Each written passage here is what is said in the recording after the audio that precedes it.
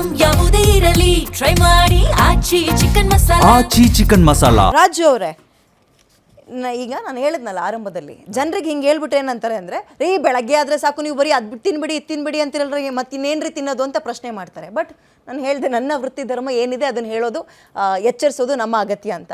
ಹೀಗೆ ತಿನ್ನೋ ತರಕಾರಿ ಸೊಪ್ಪು ವಿಷ ಅಂದರೆ ಏನು ಮಾಡೋದು? ಎಷ್ಟು ಆತಂಕ ತರುತ್ತೆ ಇದನ್ನು ಕೇಳಿದಾಗ ನಿಮಗೆ ಗ್ರಾಹಕರಿಗೆ ಅಂತ? ಮೇಡಮ್, ಇದು ಮನುಷ್ಯನ ಜೀವನದಲ್ಲಿ ಈಗ ಪ್ರಮುಖವಾದ ಅಂಶ ಅಂದರೆ ಆಹಾರ. ಹೌದು. ಈಗ ಗಾಳಿ ನೀರು ನಮಗೆ ನೈಸರ್ಗಿಕವಾಗಿ ಸಿಕ್ಕಿದ್ರೂ ಕೂಡ ನಮ್ಮ ಒಂದು ಆರೋಗ್ಯವನ್ನು ಕಾಪಾಡ್ತಕ್ಕಂಥದ್ದು ಈ ಆಹಾರ.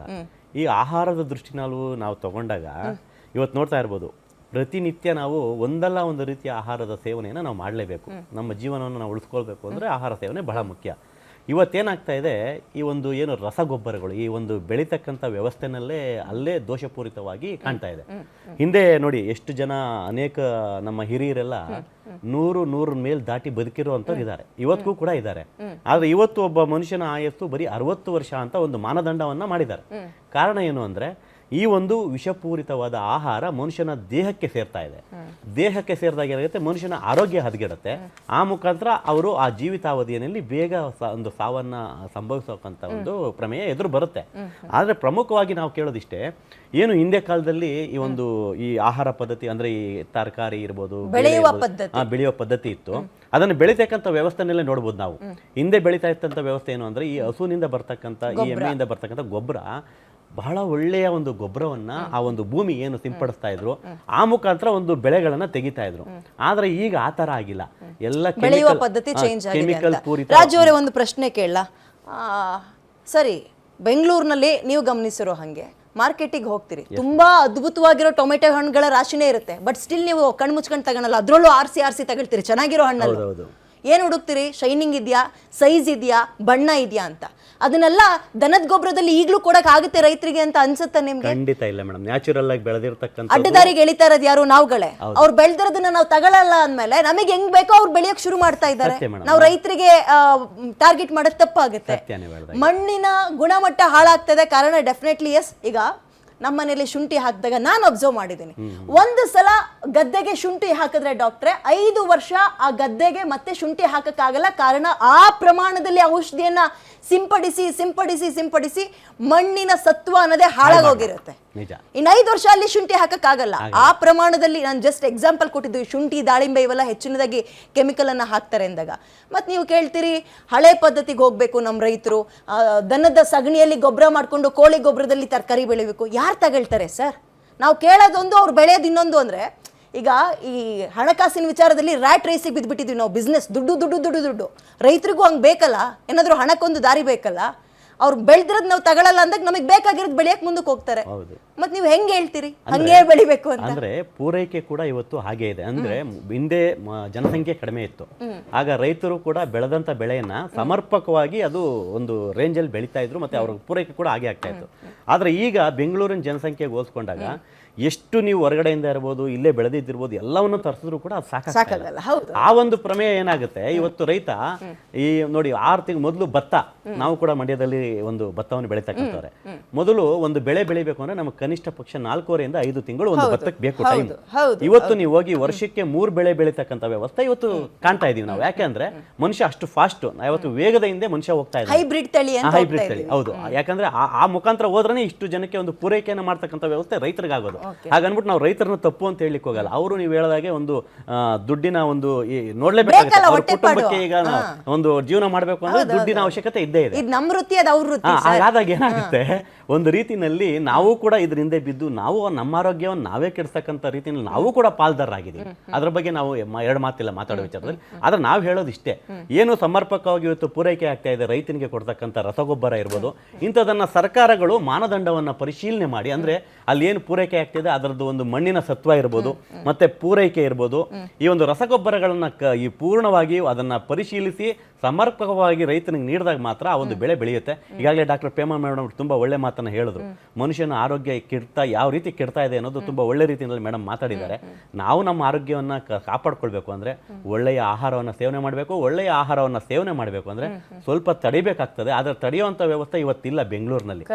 ಎಲ್ಲಾ ರೀತಿಯಲ್ಲೂ ವೇಗ ವೇಗ ವೇಗ, ಹಾಗಾಗಿ ಆಯಸ್ ಕೂಡ ವೇಗವಾಗಿ ಹೋಗ್ತಾ ಇದೆ. ಹಾಗಾಗಿ ನಾವು ನಮ್ಮ ಆರೋಗ್ಯವನ್ನ ನಾವು ಒಳ್ಳೆ ರೀತಿಯಲ್ಲಿ ಇಟ್ಕೊಳ್ಬೇಕು ಅಂದ್ರೆ ಈ ಒಂದು ತರಕಾರಿಗಳ ಏನು ಒಂದು ಬೆಳವಣಿಗೆ ಇದೆ ಇದನ್ನು ಬೆಳೀತಕ್ಕಂಥ ರೀತಿಯಲ್ಲಿ ಸ್ವಲ್ಪ ಬದಲಾವಣೆಗಳಾಗಬೇಕು ಅಂತ ನನಗನ್ಸುತ್ತೆ. ಸರಿ ಡಾಕ್ಟ್ರೇ, ನಾನು ನಿಮ್ಮ ಹಲವು ವಿಡಿಯೋಗಳನ್ನು ಅಬ್ಸರ್ವ್ ಮಾಡಿದ್ದೀನಿ. ಈ ಜಂಕ್ ಫುಡ್ ಅಂತ ಬಂದಾಗ ನೀವು ತುಂಬ ದ್ವೇಷ ಮಾಡ್ತೀರಿ. ಡೆಫಿನೆಟ್ಲಿ ಅದರಿಂದ ಆರೋಗ್ಯಕ್ಕಾಗುವಂತಹ ಹಾನಿಕಾರಕದ ಬಗ್ಗೆ ನೀವು ಮಾತಾಡ್ತಾ ಇರ್ತೀರಿ, ಅದರಲ್ಲಿ ತಪ್ಪಿಲ್ಲ. ಆದರೆ ಜಂಕ್ ಫುಡ್ ತಿಂದು ಆರೋಗ್ಯ ಹಾಳಾದರೆ ಅದು ದೊಡ್ಡ ವಿಚಾರ ಆಗಲ್ಲ, ಯಾಕಂದರೆ ಅದ್ರ ಹೆಸರೇ ಜಂಕ್ ಅಂತಿದೆ. ಬಟ್ ತರಕಾರಿ ತಿಂದು ಜೀವನ ಹಾಳಾಗುತ್ತೆ, ಆರೋಗ್ಯ ಹಾಳಾಗುತ್ತೆ, ಆಯಸ್ ಕಡಿಮೆ ಆಗುತ್ತೆ ಅಂದಾಗ ಜವಾಬ್ದಾರಿ ಯಾರು ಇದಕ್ಕೆ? ರೈತರ, ಕೊಂಡ್ಕೊಳ್ಳೋ ನಾವುಗಳ, ಅಥವಾ ಅದನ್ನ ಗಮನಿಸಬೇಕಾಗಿರೋ ಕಂಪನಿಗಳ, ಅಥವಾ ಸರ್ಕಾರನ? ಒಂದು ಕಾಂಪ್ಲೆಕ್ಸ್ ಪ್ರಶ್ನೆ ಇದು ಅಂತ ಹೇಳಿದ್ರೆ, ಯಾರು ಜವಾಬ್ದಾರರು ಅಂತಂದ್ರೆ ಯಾರನ್ನ ಅಂತ ಹುಡುಕ್ತೀರಾ? ಒಂದು ಕಡೆಯಿಂದ ಇವಾಗ ನೋಡಿ, ಪೊಲ್ಯೂಷನ್ ಡಿಪಾರ್ಟ್ಮೆಂಟ್ನವರು, ಪೊಲ್ಯೂಷನ್ ಬೋರ್ಡ್ನವರು ತಿಳ್ಕೊಂಡ್ರ ಹಾಗಾದ್ರೆ ಅವ್ರು ಬರೀ ಮಣ್ಣನ್ ಮಾತ್ರ ಅವ್ರು ಪರೀಕ್ಷೆ ಮಾಡಿರೋದಿಲ್ಲ, ಅವರು ಗಾಳಿನೂ ಮಾಡಿರ್ತಾರೆ ಇಡೀ. ಸೊ ಅಲ್ಲಿಗೆ ಡಸ್ಟ್ ಇಂದ ನಮಗೆ ಬರ್ತಾ ಇದೆ, ಅಂದ್ರೆ ಗಾಳಿಯಿಂದ ಕೂಡ ನಮಗೆ ಹೆವಿ ಮೆಟೀರಿಯಲ್ಸ್ ಅನ್ನ ಸ್ವೀಕಾರ ಮಾಡ್ತಾ ಇದ್ದೀವಿ. ಆಯ್ತಾ? ಅಲ್ಲಿಗೆ ಗಾಳಿಯಿಂದ ಬಂತು, ಮಣ್ಣಿಂದ ಬಂತು, ಪೊಲ್ಯೂಷನ್ ಡಿಪಾರ್ಟ್ಮೆಂಟ್ ಮಾಡಿದ್ದಾರೆ, FFCI ನೋಡಿದ್ದಾರೆ, ಅಂದ್ರೆ ನೀರು, ಈ ಮೂರನ್ನೂ ಮಾಡಿರ್ತಾರೆ. ಅಂದ್ರೆ ಗಾಳಿ, ನೀರು, ಮಣ್ಣು ಪಂಚಭೂತಗಳಾಗಿರುವಂತಹ ಈ ಮೂರಲ್ಲೂ ಮನುಷ್ಯ ವಿಷ ತುಂಬಿದ್ದಾನೆ. ಅಂದ್ರೆ ಯಾರೊಬ್ಬರ ಕಡೆ ನೀವು ಪಾಯಿಂಟ್ ಔಟ್ ಮಾಡ್ತೀರಾ? ಈಗ ನೀವು ರಿಪೋರ್ಟ್ ಪ್ರಕಾರ ಸೀಸದ ತುಂಬಾ ಜಾಸ್ತಿ ಇದೆ. ಕಬ್ಬಿಣ ಡೇಂಜರಸ್ ಅಂದ್ರೆ ಸೀಸ ಗೊತ್ತಾ? ಸಣ್ಣ ಪ್ರಮಾಣದಲ್ಲಿ, ಅಂದ್ರೆ ಟ್ರೇಸ್ ಮಾಡಕ್ ಆಗದೆ ಇರೋಷ್ಟು ಸಣ್ಣ ಪ್ರಮಾಣದಲ್ಲಿ ದೇಹಕ್ಕೆ ಸೀಸಾ ಹೋದ್ರು ಕೂಡ ವಿಪರೀತವಾದ ತೊಂದರೆಗಳಾಗುತ್ತೆ. ಈ ಸೀಸಾ ಇಲ್ಲಿಂದ ಬಂದಿದೆ. ನಾನು ನಿಮ್ಗೆ ಹೇಳಿದ್ರೆ ಆಗುತ್ತೆ. ಈ ಇಂಡಸ್ಟ್ರಿನಲ್ಲಿ ಪೇಂಟ್ ಗಳು ಮಾಡ್ತಾರಲ್ಲ, ಬಣ್ಣ ಬಣ್ಣದ ಪೇಂಟ್ ಗಳು, ಎಲ್ಲ ನೋಡಿದ್ರು ಪೇಂಟ್ ಹೊಡಿತಾರೆ. ಒಂದ್ ಪಾರ್ಕ್ ಅಲ್ಲಿ ಒಂದು ಕೆಟ್ಟ ಕಲರ್ ಅಲ್ಲಿ ಅದಕ್ಕೊಂದು ಪೇಂಟ್, ಹಳದಿ, ಕೆಂಪು, ನೀಲಿ, ಜಸ್ಟ್ ಒಂದು ಉದಾಹರಣೆ ಅಷ್ಟೇ ನಾವು ಕೊಟ್ಟಿದ್ದು. ಈ ಪೇಂಟ್ ಇಂದ ವಿಪರೀತ ಪ್ರಮಾಣದ ಸೀಸ ಭೂಮಿ ಮೇಲೆ ಬರ್ತಾ ಇದೆ. ಆಯ್ತಾ? ಇದು ನೀರಲ್ಲಿ ಸೇರ್ಕೊಳ್ತಿದೆ. ನಿಮ್ಮ ಸ್ಟಡಿ ಪ್ರಕಾರ ಬೆಂಗಳೂರಿನ ಸುತ್ತಲೂ ಮುತ್ತಲೂ ಇರುವಂತಹ ಜಾಗದಲ್ಲೇ ಮಾಡಿರೋದು ಅವ್ರ ಸ್ಟಡಿ. ಹೌದು ಹೌದು ಹೌದು ಹೌದು. ಮಾಡಿದ್ರೆ ಸಿಕ್ಕಬಹುದೇನೋ. ಈ ಬೆಂಗಳೂರಿನಲ್ಲಿ ಆಗ್ತಿರೋದಕ್ಕೆ ಕಾರಣ ಏನಂತ ಹೇಳಿದ್ರೆ, ಚಿಕ್ಕಬಳ್ಳಾಪುರ ಇರ್ಬಹುದು, ಸುತ್ತಮುತ್ತಲು ಮಾಗಡಿ ಅಥವಾ ಇಂಡಸ್ಟ್ರಿಯಲ್ ವೇಸ್ಟ್, ಎಷ್ಟು ಇಂಡಸ್ಟ್ರಿಯಲ್ ವೇಸ್ಟ್ ಎಷ್ಟು ಈ ಕೆರೆಗಳಲ್ಲಿ ಮತ್ತೆ ಅಂಡರ್ ಪ್ರಮಾಣದಲ್ಲಿ ಇದೆ. ನಮ್ಮ ರೈತರು ಬಳಸ್ತಾ ಇದ್ದಾರೆ. ಆಯ್ತಾ?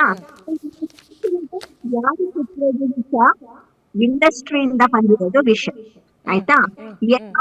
ಯಾವ ಜವಾಬ್ದಾರಿ ಅಂತ ಹೇಳಿದ್ರೆ, ಎರಡನೇದು, ರೈತ ಏನು ತುಂಬಾ ಇನ್ನೋಸೆಂಟ್ ಕೂತಿಲ್ಲ, ಅವನು ಕೂಡ ಕಾಂಟ್ರಿಬ್ಯೂಟ್ ಮಾಡ್ತಾ ಇದ್ದಾನೆ. ಹೇಗೆ? ನಾವಾಗ್ಲೇ ಮಾತಾಡಿದ್ರಿ ನೀವು, ಹಿಂದಿನ ಕಾಲದ ಹಾಗೆ ವ್ಯವಸಾಯ ಮಾಡಕ್ ಆಗತ್ತಾ ಅಂತ. ಒಪ್ಕೊಳ್ಳೋಣ, ಪೂರ್ತಿ ಹಿಂದಿನ ಕಾಲದ ಹಾಗೆ ಮಾಡಕ್ಕೆ ನಮಗೆ ಬದಲಾಗಿರೋ ಕಾಲ ಆಗದೆ ಇರ್ಬೋದು. ಆದರೆ ಅತಿಯಾದ ದುರ್ಬಳಕೆನಲ್ಲಿ ಬೇಡದೇ ಇರುವಂತಹ ಕೆಮಿಕಲ್ಸ್ ಅನ್ನೆಲ್ಲಾನು ಸೇರಿಸ್ತಾ ಇರೋದು ರೈತ ಇನ್ನೋಸೆಂಟ್ ಅಂತ ಹೇಳಕ್ ಆಗತ್ತಾ? ಮತ್ತಷ್ಟು ಇದೆ. ಫರ್ಟಿಲೈಸರ್ಸ್ ಹಾಕಿ ತೀರಾ ಹೊರಗಡೆ ಪಾಪ ಅವ್ರು ತಾನೇ ಏನ್ ಮಾಡ್ತಾರೆ, ಅವ್ರಿಗೂ ಜೀವನ ಇರೋದೇನೆ ಬೆಳೆಗಳ ಮೇಲೆ. ಆಯ್ತಾ? ನೀವು ಹಾಕಿ ಇನ್ಸೆಕ್ಟಿಸೈಡ್, ಆದರೆ ಯಾವ ತರಹದ, ಎಷ್ಟು ಹಾಕಬೇಕು ಅನ್ನುವಂತಹ ಒಂದು ಕಮಿಟ್ಮೆಂಟ್ ಬೇಕಲ್ವಾ? ಆ ಕಮಿಟ್ಮೆಂಟ್ ಇಲ್ಲ.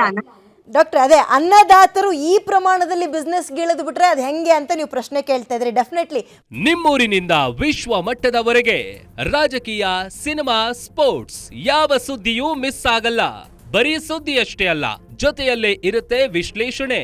ಗ್ಯಾರಂಟಿ ನ್ಯೂಸ್ ನ ಸಬ್ಸ್ಕ್ರೈಬ್ ಮಾಡಿ, ಫಾಲೋ ಮಾಡಿ, ಕ್ಷಣ ಕ್ಷಣದ ಅಪ್ಡೇಟ್ಸ್ ಪಡೆಯಿರಿ.